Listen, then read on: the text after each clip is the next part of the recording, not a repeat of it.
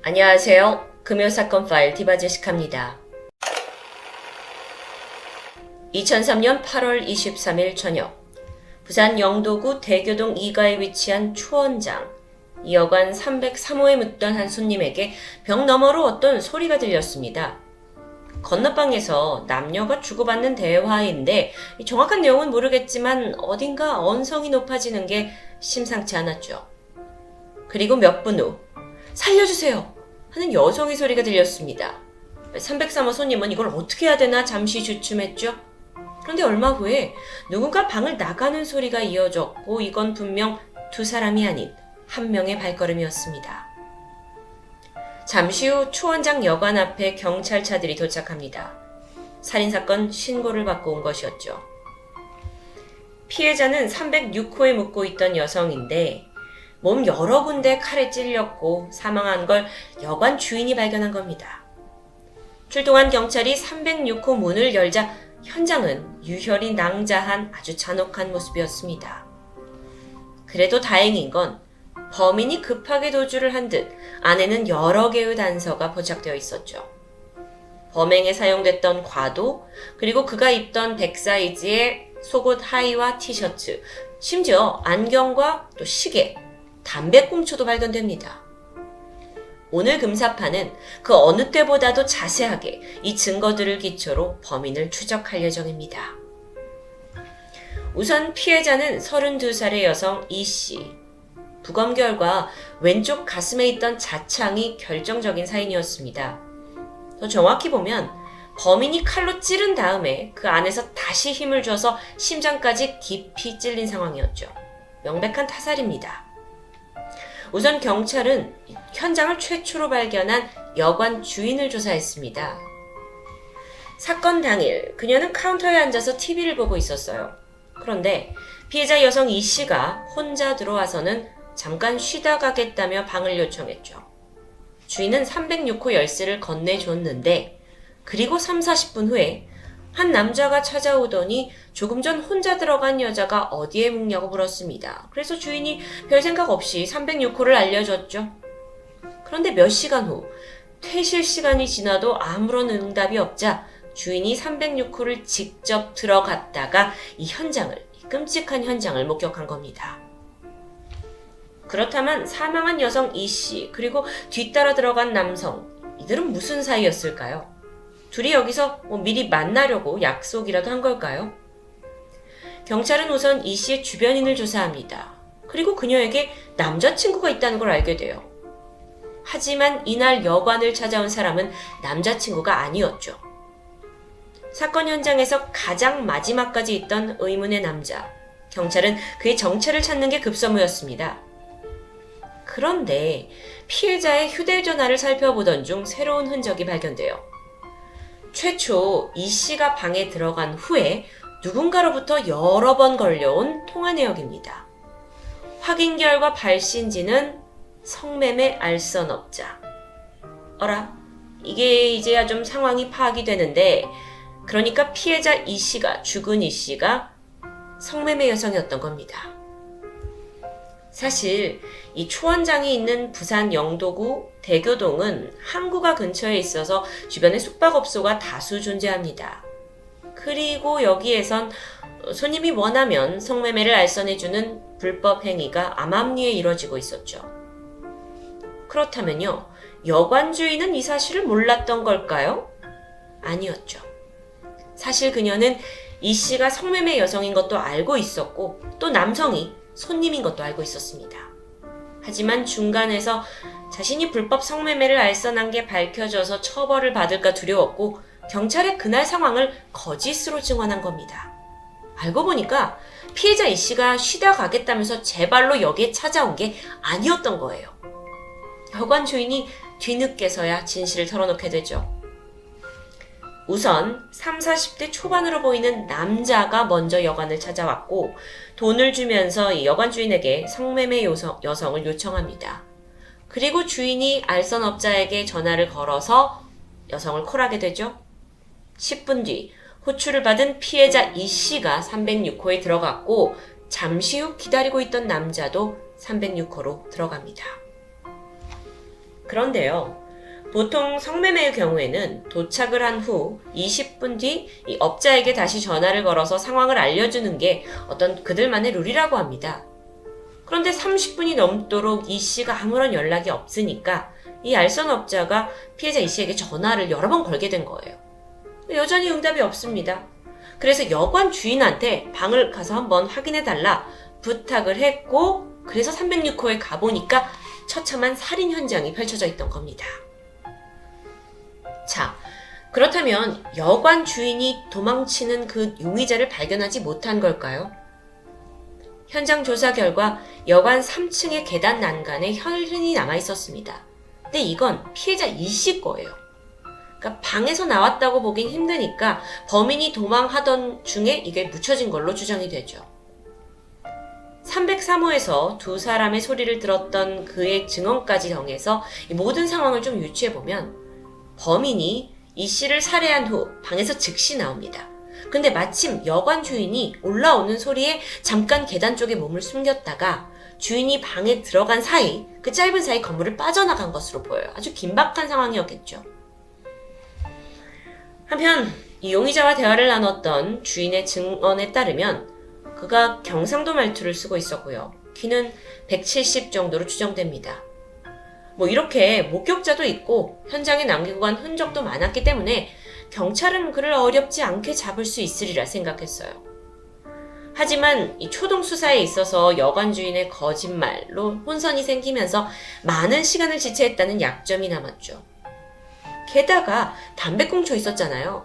여기서 결정적인 단서를 찾을 수 있을 거라 기대했지만 이 DNA와 일치하는 전과자 기록이 나오지 않습니다.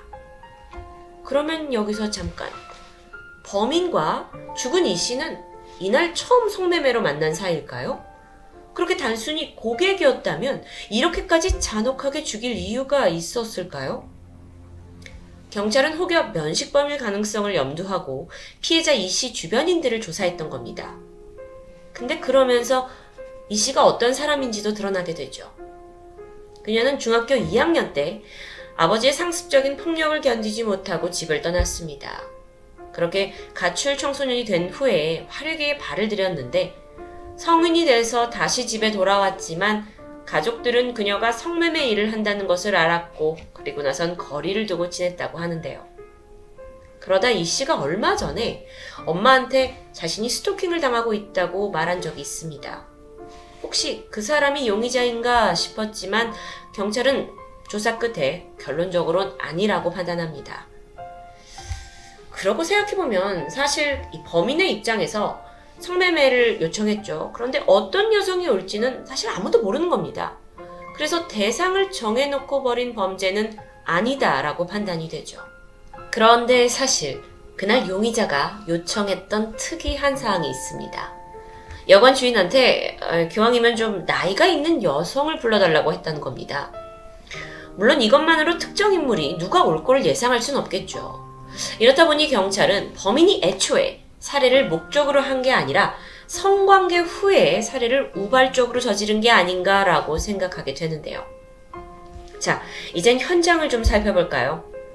남아있는 혈흔으로 봐서 최초의 공격 지점은 침대 위였습니다. 죽은 이 씨가 적극적으로 저항을 한 듯 했는데 손에 남아있던 다량의 방어흔이 이를 말해주고 있죠. 그리고 그 과정에서 피해자의 왼팔 안쪽 혈관이 절단되기도 했습니다. 그러던 중 결국 범인이 이 씨의 심장을 정확히 공격했고 후에도 수차례 피해자를 찌르는 일명 오버킬의 흔적이 남아있어요. 이걸 두고 전문가들은 범인이 평소에 이성과의 정상적인 관계를 제대로 맺지 못했을 가능성을 지적합니다. 어쩌면 그간에도 계속 성매매를 통해서 어떤 남성의 성욕을 확인했는데 한편으로는 열등감마저 심해가지고 자기를 지적하는 어떤 말을 들으면 필요 이상으로 흥분하는 성격이 아니었나라고 추정할 수 있겠죠. 실제로요, 여러분. 성매매 여성 피살 사건 중에서는 자신이 여성으로부터 무시당했다고 느낀 게 트리거가 돼서 살인을 우발적으로 저지르는 경우가 꽤 많다고 합니다. 자, 이번엔 살해도구. 이 과도는요, 여관에 있던 건 아닙니다. 범인이 가지고 온 거예요. 심지어 아주 날카롭게 연마가 잘 돼 있었죠. 평소에 과도를 가지고 다닐 사람이 얼마나 될까요? 그렇다면 이건 이 남자가 어느 정도 살인을 예상하고 흉기를 준비해왔다라고 볼 수 있는데, 그럼 이건 우발적인 범죄가 아닌 거죠. 칼날에는 피해자의 혈흔이 선명하게 남아 있었지만 손잡이에는 지문조차 남아있지 않아요. 그렇다면 범행을 저지른 후에 그 짧은 시간에도 철저하게 이걸 닦아두고 칼을 버리고 도주한 겁니다. 안경도 남아있었죠. 오른쪽이 마이너스 0.5, 왼쪽이 마이너스 0.25였는데 평범한 시력입니다. 이 안경 디자인 역시 흔해서 이걸 가지고 범인을 특정짓기는 어려웠어요. 이 다음으로는 범인이 벗어놓은 티셔츠. 여기서 특이한 점이 있습니다. 아주 그 땀 냄새와 신내, 그게 막 다 혼합돼가지고 심한 악취가 나는 거예요. 사건이 벌어졌을 때가 한여름이었습니다. 그렇다면 자주 씻지 못하는 사람일 가능성을 염두에 둬야겠죠. 현장인 부산 영도, 여기는 조선소와 여러 선박업체가 모여 있어서 땀에 젖을 만큼 고된 일을 하는 근로자가 많습니다. 하지만 대부분의 업체는 자체적으로 샤워 시설을 갖추고 있어요. 그래서 이렇게까지 땀 냄새가 날 일이 아닌데. 그러던 중 이와 관련해서 주변에 있는 한 식당 주인이 어떤 증언을 합니다. 타지에서 선원들이 부산에 와서 며칠 묵었다가 다시 출항하는 일이 있는데 그들에게는 확실히 그 심한 역한 냄새가 난다라는 이야기였죠. 티셔츠를 살펴보면 이건 국내 속옷 회사 태창의 빅맨 브랜드였습니다. 그리고 또 왼쪽 가슴에 특이한 문구가 있어요. The Natural System. 알아보니까 태창에서는 이 문구를 넣은 기성 제품을 만들지 않았다고 확인됩니다. 그렇다면 이건 단체로 주문한 걸로 볼 수 있겠죠. 영문 문구 이거에 대한 정확한 해석은 굉장히 어려운데요. 성경 구절과 관련이 있다는 의견도 있었죠. 이번엔 범인의 시계인데 브랜드는 파로우시아라고 영어로 쓰여져 있습니다. 이게 페르시아어로 해석을 하면 예수의 재림을 뜻해요. 자, 이런 단서 조각들을 모으던 중에 일각에서는 범인이 특정 종교 소속이거나 그 단체에서 옷을 기부받지 않았을까 하는 추리를 내놓았습니다. 그렇다면 이번엔 하의를 살펴볼 건데 브랜드는 삼성 메디칼. 조사해보니까 그 선원 소개소에서 선원들한테 일괄적으로 지급하는 제품이었습니다. 범인의 양말에 미끄럼 방지 처리가 된 것 또한 선원들이 자주 착용하던 것과 비슷했죠. 자, 그럼 이 모든 걸 종합해보면 범인은 선원일 가능성이 가장 높아 보입니다. 그런데 이렇게 평범한 선원이 왜 과도를 가지고 있었던 걸까요? 이건 분명 일반적인 패턴이 아니거든요. 그런데 여기에 관련해서 한 어시장 관계자가 말하길 낚싯줄로 오징어를 잡는 일명 채낚기 선원들은 평소에 칼을 지니고 다닌다고 합니다. 심지어 작업을 좀 더 수월하게 하기 위해서 평소에 칼을 잘 연마해 두는데 확인 결과 오징어 선원들이 자주 쓰는 칼 그리고 범인의 흉기가 일치했습니다. 오라? 그렇게 생각해보니까 그 오징어 배를 타는 그분들의 어떤 특유의 꼬릿한 생선 냄새, 땀내, 짠내 역시 티셔츠에서 나는 악취와 흡사할 수 있겠죠. 그렇다면 범인은 오징어 잡입의 선원이라는 걸로 좁혀지면서 조사가 이어집니다. 아니 근데 하필 사건 당일 인근 항구에는 오징어 관련 배 입항 기록이 남아있지가 않아요. 게다가 해경 쪽 자료는 이미 폐기된 상태였죠. 자, 지금까지 많은 증거들을 살펴봤습니다.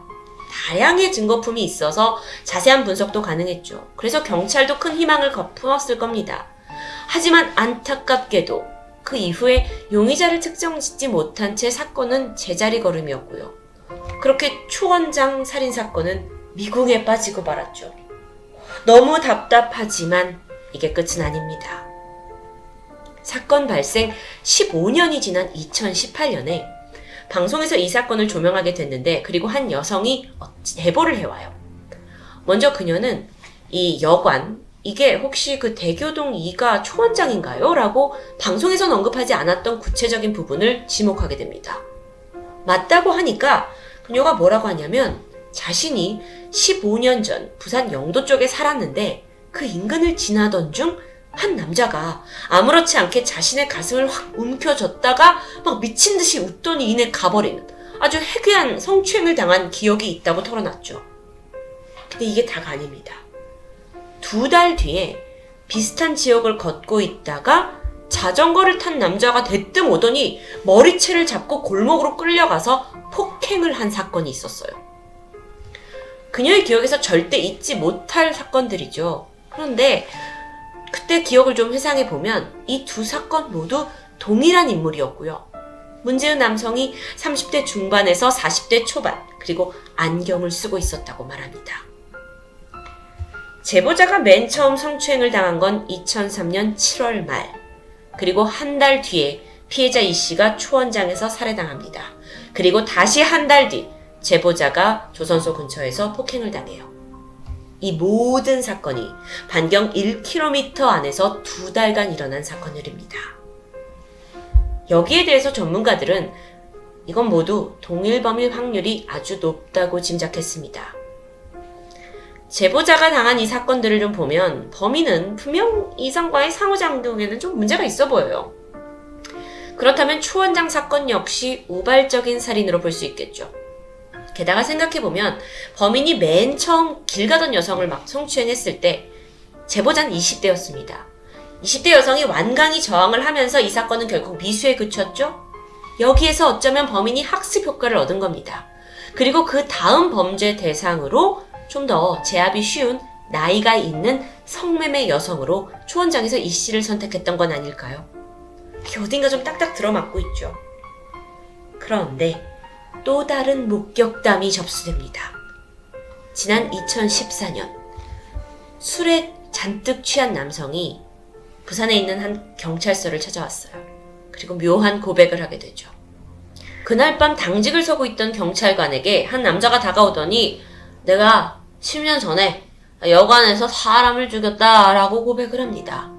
그는 선원 박 씨였죠. 경찰은 이걸 그냥 넘기지 않았습니다. 그리고 나중에 박 씨가 술에서 다 깬 후에 지난밤 우리한테 뭐라고 했는지 기억납니까? 하고 그 자백에 대해 더 캐물게 되는데 박 씨가 뭐라고 하냐면 전혀 기억이 안 난다. 전혀 모르는 일이라고 발뺌하는 거예요. 그런데 여러분, 아무리 사람이 술에 취했다고 한들 어떤 사람이 살인을 가짜로 고백할까요? 경찰은 그를 용의선상에 두고 여러 조사를 펼쳤습니다. 가장 결정적인 그 담배꽁초 DNA 대조를 했죠. 근데 이게 일치하지 않아요. 그래서 결국 박 씨는 무혐의로 풀려났습니다. 수사선상에서 벗어난 박 씨, 여전히 의심이 되긴 하지만 이후 연락마저 두절됩니다. 만약 그가 진범이 아니라면 선원 박 씨가 누군가에게 들은 이야기를 전달한 걸까요? 아니면 혹시 그 담배꽁초에 있는 DNA가 훼손된 건 아닐까요? 그는 정말 범인이 아닌 걸까요? 현재 이 사건은 부산 미제사건 담당팀이 재수사를 진행하고 있습니다. 힘없는 여성을 농락하고 죽음으로 내몬 잔인한 범인. 그가 지금도 어딘가에서 평범하고 조용하게 살고 있을 걸 생각하면 소름이 끼치는데요. 사건 발생 수년이 지난 후에 발견된 이 누군가의 작은 기억들이 범인을 잡는 데 한 발짝 가까이 다가가게 하고 있습니다. 그렇듯 이 사건은 지금까지도 누군가의 기억의 조각을 기다리고 있죠. 금요 사건 파일 디바제시카였습니다.